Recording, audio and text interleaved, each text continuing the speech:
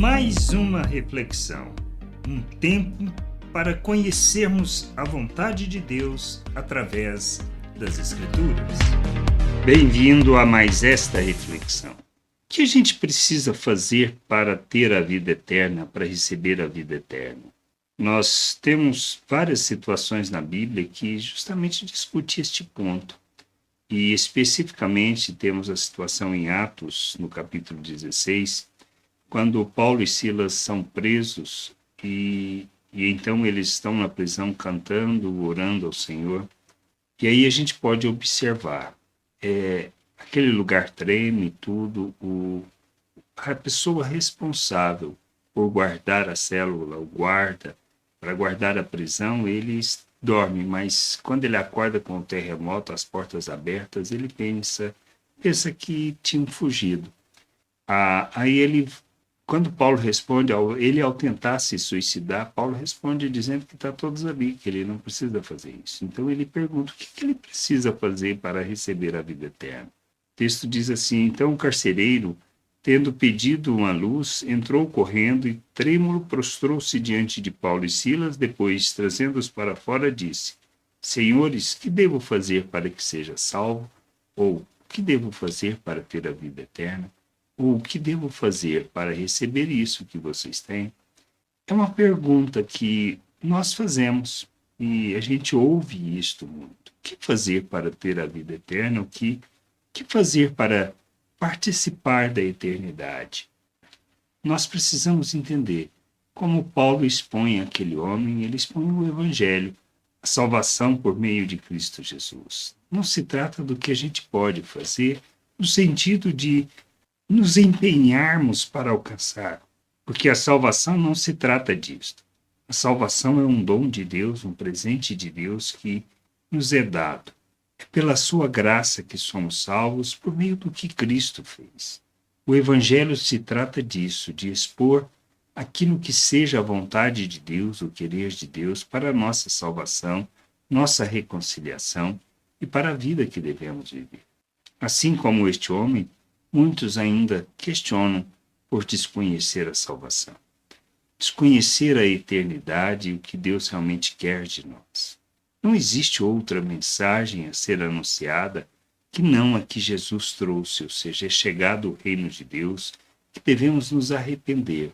Na realidade, todo o aspecto da vontade de Deus para as nossas vidas é nos reconciliar com Ele, e Ele faz isso por meio de Cristo Jesus.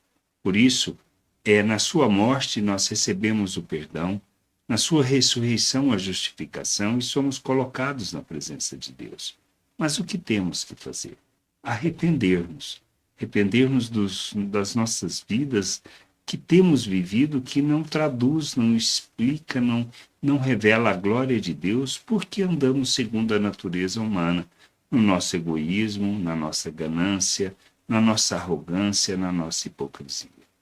A gente precisa crescer, precisa amadurecer e entender o Evangelho nessa perspectiva. Nós precisamos nos submeter a Cristo, reconhecendo Ele como Senhor e Salvador. É um ato de fé. Para eu ser salvo, para receber a salvação, eu preciso crer nisso. O que Deus fez por mim e o que Ele fez é suficiente. Tendo recebido isso e tendo nos submetido a Cristo arrependido, Ele nos coloca na presença de Deus, somos reconciliados, feito um novo ser, uma nova criatura, e recebemos um novo coração. Somos um ser que recebe da natureza de Deus, por isso um ser espiritual, para viver segundo a vontade de Deus. Mas o que é? O que significa isso? Que tendo recebido a salvação, o único caminho a trilhar é o caminho da santificação, para que a gente, abandonando as obras das trevas, possamos viver toda a vontade de Deus, revelando nas nossas relações as virtudes do Criador. Que a gente possa ter esse entendimento, compreender essas coisas e sermos instrumento de Deus, expressão da sua graça, da sua misericórdia e da sua bondade neste mundo. Que a gente amadureça, cresça, e que possa revelar o Senhor e sua salvação a todas as pessoas.